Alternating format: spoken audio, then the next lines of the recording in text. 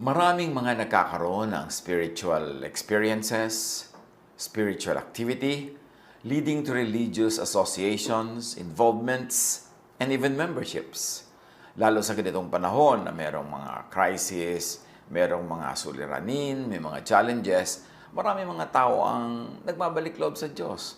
Hinahanap ang Diyos at naghahanap ng maraming mga daan tungo sa Diyos.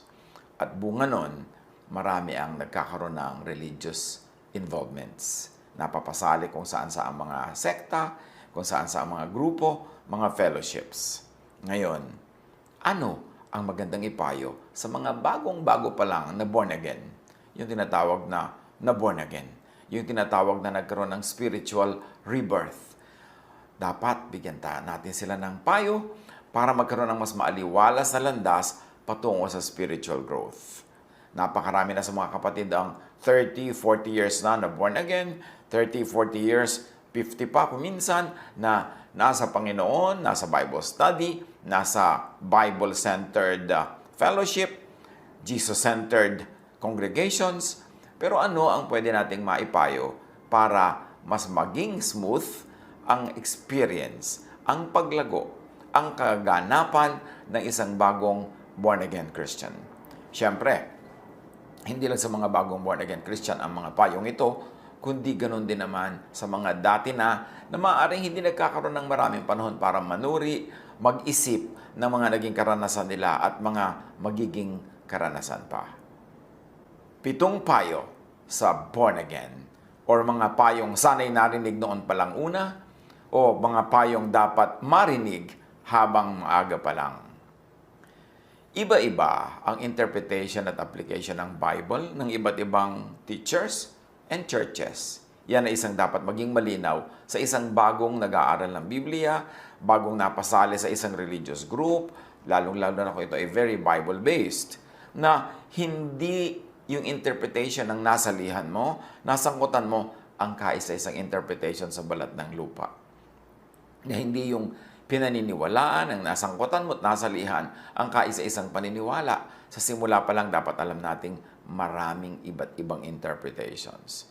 To be fair to ourselves, para hindi tayo masyadong mag-overcommit to something na marami pa palang ibang choices at marami ibang pwedeng aralin at unawain. So, manuri. Makinig din sa iba.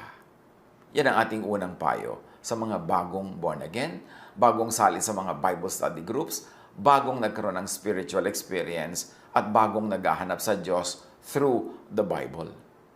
Huwag luluning lahat at buong-buo ang mga turo sa iyo ng newfound mong teacher.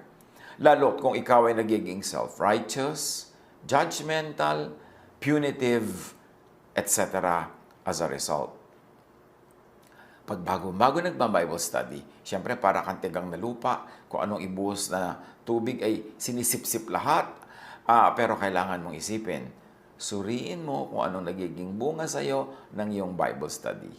Suriin mo kung anong nagiging influence sa iyo ng iyong Bible study leader, ng iyong inaaniban, ng iyong sinasalihan. Ikaw ba'y nagiging mas mabait, mas mabuti, mas maunawain, o nagiging mapagmataas, nagiging ikaw na lang ang tama, at nahuhusga sa iba, at mahilig tayo magparusa sa kasalanan ng iba. Hindi yan ang gusto ni Jesus na bunga sa atin ng pag-aaral. Proverbs 13:14, "The teaching of the wise is a fountain of life, turning a person from the snares of death." So dapat life ang nagiging bunga sa atin ng pag-aaral, hindi death. Love, hindi hatred. Kindness and goodness, hindi self-righteousness and judgmentalism. Matthew 5:20, "Sinasabi ko sa inyo, kung ang pagsunod ninyo sa kalooban ng Diyos ay tulad lamang ng pagsunod ng mga tagapagturo ng kautusan at mga pariseo," sabi ni Jesus, "hindi kayo makakapasok sa kaharian ng langit." Or hindi kayo paghaharian ng Diyos. Hindi magiging kaharian ng Diyos ang inyong puso, ang inyong isip, na ang bunga ay kapayapaan, katahimikan, kapahingahan, pag-ibig. Sabi ganoon, kung matutulad lang kayo sa mga teachers of the law and Pharisees, you will never experience the kingdom of God. Your heart, your mind will not be the kingdom of God, and you will never experience the rule of God in your lives. So kung bagong-bago pa lamang tayo nagba-Bible study na born again, nasa sangkot sa mga religious groups, huwag ipambato sa kapwa ang mga bagong verses mong napulot. Kasi may tendency na pag bagong-bago mong nalaman, hot na hot ka, naglalagablab ka na parang bulkan, tapos gusto mong ibato na parang lahar at nagbabagang mga bato ang lahat ng mga natututunan mo sa iba. Gustong ibato natin sa iba yon. I-apply sa sarili muna, pero huwag ipilit sa iba. Kung meron naging pagbabago sa iyong buhay, well, magbago ka according to your conviction, pero huwag mo munang pilitin agad na magbago ang iyong kapwa, kalad ka rin sila, itulak, at sakalin para magbago. Huwag gamitin ang bagong alam na verses para makipagdebate at makipag-away. Isa ito sa mga madalas ay patibong na nakakahulugan ng maraming bagong-bago sa pagba-Bible study, humihilig sa debate, humihilig sa pakikipag-away, humihilig sa paghahanap ng mali ng kapwa, kaya wala lalong madala na mga kaluluwa sa paanan ng Diyos o doon sa kanyang sekta. Proverbs 17:14, starting a quarrel is like breaching a dam. So drop the matter before a dispute breaks out. Huwag daw sisimulan ng away kasi pag nasimula na, ang hirap ng tapusin. Lalong-lalo makikipag-away ka sa iyong kasambahay, kasama sa bahay, kapatid, kamag-anak, kaibigan, kasama sa trabaho dahil sa mga bagong-bagong verses mong nalaman. Ano naman ang malay mo makipag-away kung nag-aaral ka pala ng 1 linggo, 2 linggo, 3 buwan, kahit 1 taon, kahit 2 taon, hindi ka pa expert. So hindi dapat makipag-away. Dapat laging humble, laging naghahanap ng patuloy na pangunawa. At sabi nga natin, you will know something by its fruit. So yung teaching, anong fruit sa'yo? Bumabait ka ba? Bumubuti ka ba? O sumusungit, nagiging palaway? Proverbs 17:19, whoever loves a quarrel loves sin. Whoever builds a high gate invites destruction. So kung nagsasalita ka ng mataas tungkol sa iyong bagong-bagong pananampalataya, nagsasalita ka ng mataas tungkol sa mga hindi mo naman lubos na uunawaan, naghahamon ka lang ng away noon, naghahanap ka ng gulo at malamang ikaw ay mapahamak o mawalan ka ng spiritual strength and power to bring people to your side of spirituality. Proverbs 20 verse 3, it is to one's honor to avoid strife, but every fool is quick to quarrel. At nakakalungkot, marami mga tao, pag nagsimula silang mag-Bible study, nagsimula silang may malaman na verses, nagiging palaway. Nagiging mataliman dila, madali agad mag-correct ng kapwa, parang ang expert na siya para mag-correct. Yung nalaman naman niya, napulot lang niya sa nagturo sa kanya, hindi pa niya nasuri, hindi pa niya napag-aralan mabuti on his own, pero akala mo talaga, ang galing-galing na, maraming nangyayaring ganyan. Iwasan natin yan. 2 Timothy 2:24, ang lingkod ng Panginoon ay hindi dapat makipag-away. Sa halip ay dapat siyang maging mabait sa lahat, mahusay, magturo, at matyaga. Again, ano ang mga payo natin sa mga bagong born again? Bagong nagsisimulang ma-involve sa mga Bible studies, sa mga spiritual communities? Suriin ang naaniban mong grupo kung maka-Pharisees ito. Ano ba yan? Yan yung mga teachers of the law, mga Pharisees, mga religious leaders ng panahon ni Jesus na walang ginigiit kundi yung law, kundi yung pagpaparusa sa mga tinatawag nila makasalanan, yung pagpapairal ng mga batas na sinaunang mga batas na ang nagiging style na nila ay malupit. Sila ay palahiwalay sa kapwa, sila ay mapagbataas at mapanghusga. At yun ang number 1 na tinuligsa ni Jesus. Sadly, maraming modern day Pharisees. Akala natin naubos na sila noong panahon ni Jesus. No, patuloy pa rin silang nabubuhay. At ngayon, sa pangalan pa nga kumisa ng Diyos, napakarami nilang hinuhusgahan, napakarami nilang inaaway, dinedebate, napakarami nilang sinihigpitan, sinasakal, at hindi naman ganun ang style ni Jesus. So, suriin kung ang naaniban mo ay yung mga maka-Pharisees, istrikto, mapanghusga, at mapagparusa, mapang-reject na mga taong hindi nila tinatanggap na holy enough. Or, ang naaniban mo ba ay maka-Jesus? Meaning, ang climate ay mabait, mabuti, mapagpatawad, at mapagtanggap. Kasi si Jesus hindi mapang-reject. Siya ay mapagtanggap. Suriin ang naaniban mong grupo kung bilib na bilib sa sarili, na nagtuturong sila lang ang tama, ang ligtas, ang anak ng Diyos. Kasi walang ganon. Lahat tayo'y fellow seekers, naghahanap, nagsisikap, at pinupunan ng ating mga pagkukulang ng pag-ibig ng Diyos. So, suriin ang naaniban kung manipulative and controlling.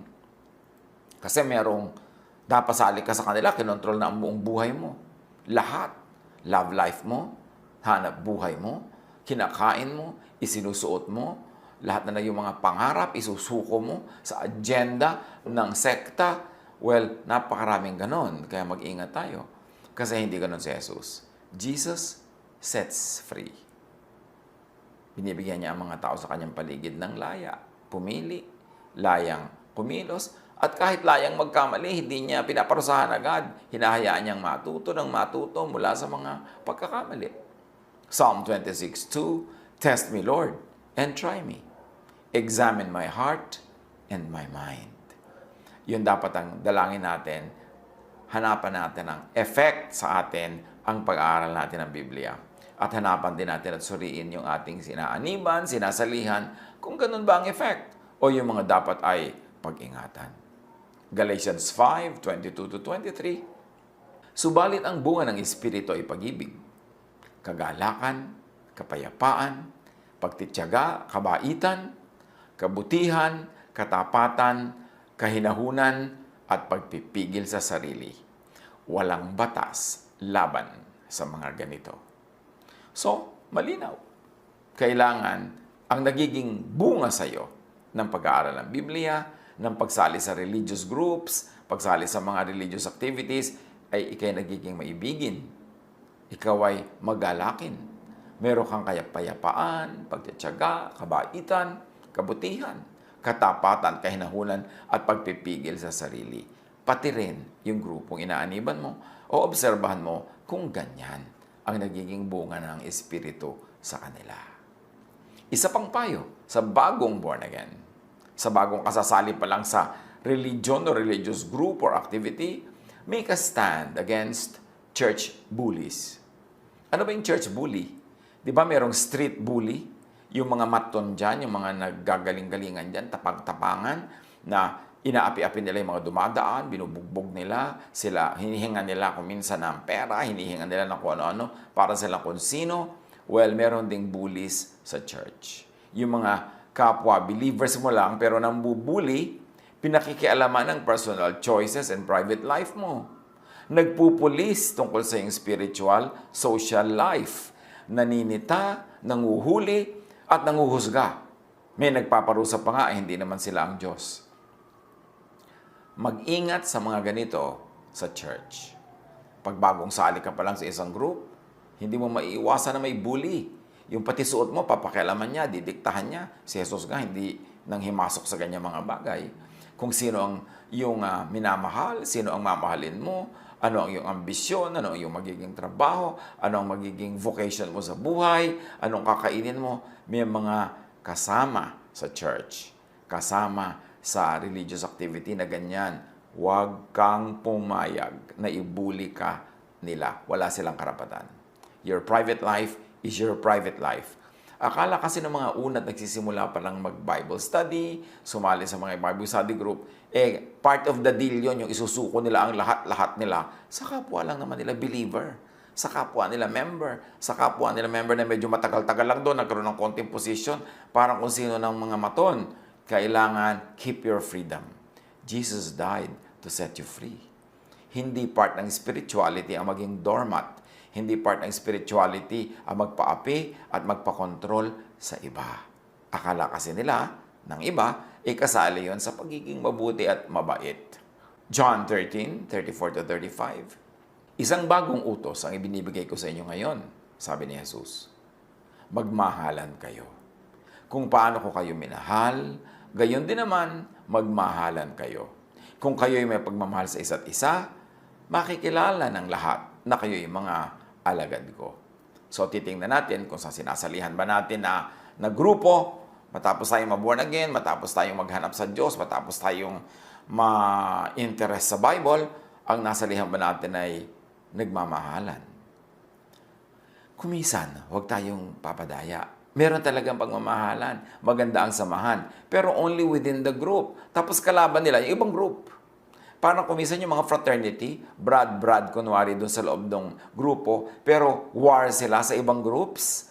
Meron ding mga ganyang spiritual and religious communities. Love, kunwari within the group, tulong-tulungan, mahalan, pero kalaban nila ibang group. Wala silang ginagawa kundi pintasan ng ibang group at pagtawanan, libakin ng ibang group. Hindi yun ang love of Jesus. Kailangan tayong manuri.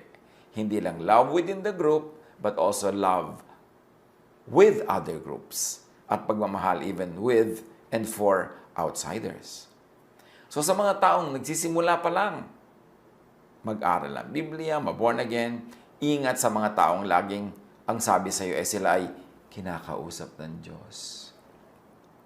Maraming ganon kumisan sa mga fellowships, sa mga churches.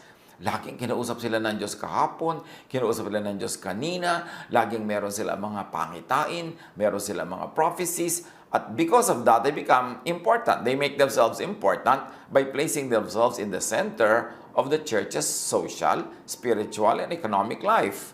Pero madalas, guni-guni o invento lang nila ang sinasabi nilang mga visions.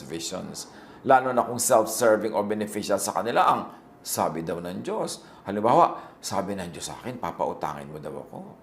Sabi ng Diyos sa akin, bibigyan mo daw ako ng kotse. Sabi ng Diyos sa akin, bla bla bla, bla bla bla. Suriin natin kung siya ang makikinabang sa mga sinasabi sa kanya na yun ng Diyos. Magduda tayo. Meron naman lagi ang sinabi sa kanya ng Diyos, puro nakakatakot, puro pananakot sa kapwa. Remember, ang turo ni Jesus, fear not. My peace I give to you. So kung yung sinasabi nilang may mga vision sila, may mga napanaginipan sila na puro nakakatakot, magduda tayo. Kasi hindi tayo gustong takutin ng Diyos tungkol sa mga bagay na yan. Ang gusto ng Diyos tayo magkaroon ng kapayapaan, katahimikan, at matining na loob. Jeremiah 23:16. Ganito ang sabi ni Yahweh na makapangyarihan sa lahat. Huwag ninyong papakinggan ang mga propetang nagpapahayag sa inyo. Pawang kasinungalingan lamang ang sinasabi nila. Ang mga pangitain kanilang sinasabi ay katang-isip lamang nila at hindi nagmula sa akin. So yan ang sinasabi ni Yahweh. Ang daming false prophets. Huwag ka lagi maniniwala, huwag kang bigla at madaling maniwala. Jeremiah 23:32. Ako'y laban sa mga propetang nagsasalaysay ng kasinungalingan upang dayain ang aking bayan. Hindi ko sila sinugo at wala silang kabutihang magagawa sa bayang ito. Another payo sa mga bagong born again o kahit matagal na pero parang nalilito-lito pa dyan sa mga pasikot-sikot ng buhay espiritual, ingat sa mga wolves in sheep's clothing.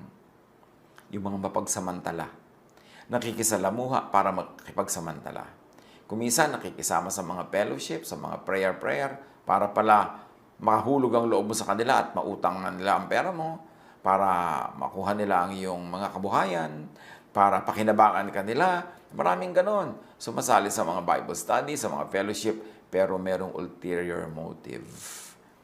Ito naman mga bagong born again, bago sa church, tiwalang-tiwala. Akala lahat ng tao sa church ay sheep. Pero sabi ni Jesus, merong wolves na nagmumukhang sheep. So, mag-ingat tayo dyan. Akala kasi ng iba, kung sila ay na born again, nakasali sila sa isang community, ay pwede na sila magtiwala sa lahat. O kaya, parang honeymoon period pa sila with the Spirit, sobra silang Pollyannish, lahat ay positive, ang pagtiwala, at yun ang madalas mapagsamantalahan ng iba. Mark 12:38-40. Sa kanyang pagtuturo, sinabi ni Jesus, mag-iingat kayo sa mga tagapagturo ng kautusan na mahilig magpalakad-lakad na suot ang kanilang mahahabang damit at gustong-gusto nilang binabati ng mga paggalang sa mga pamilihan. Ang gusto nila ay mga natatanging upuan sa mga sinagoga at ang mga upuang pangdangal sa mga handaan.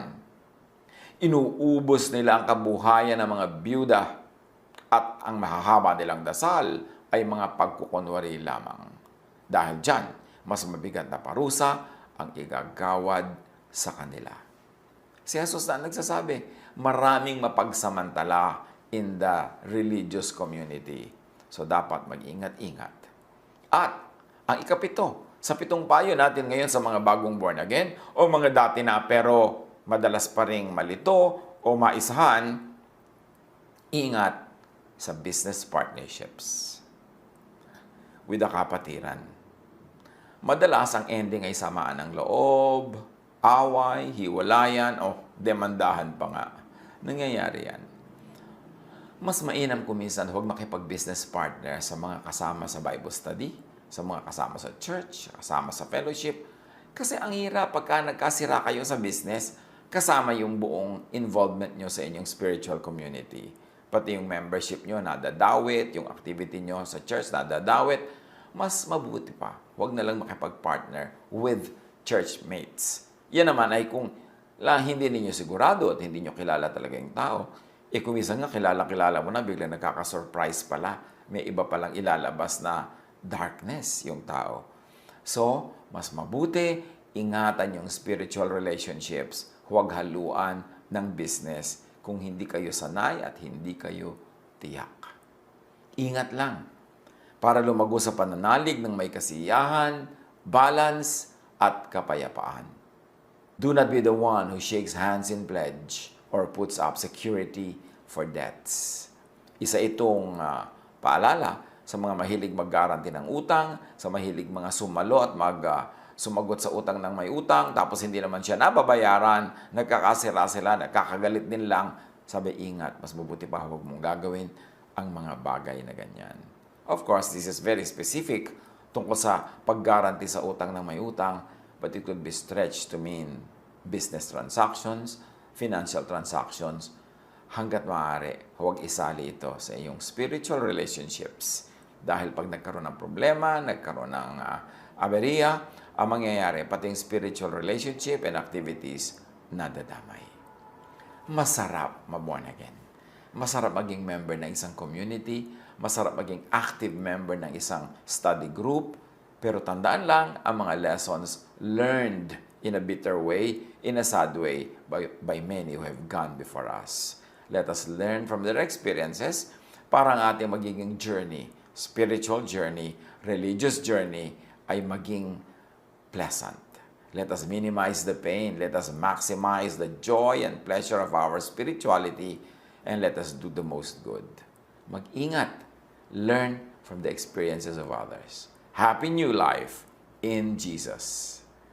God bless us all.